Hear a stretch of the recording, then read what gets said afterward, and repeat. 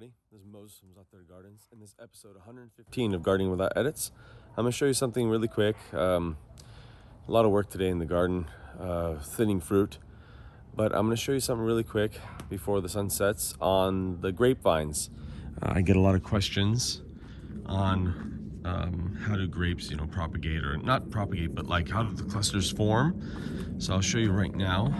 There's a Concord, this specific one. There's a whole bunch of varieties here, but this is a Concord.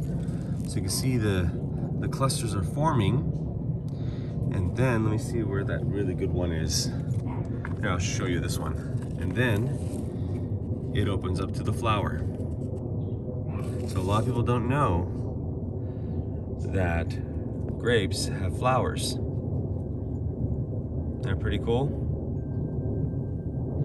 So nothing much else. Let's see really quick. I don't think anything else is.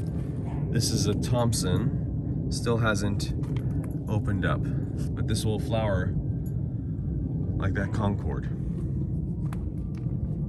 Everybody, happy gardening. Bye.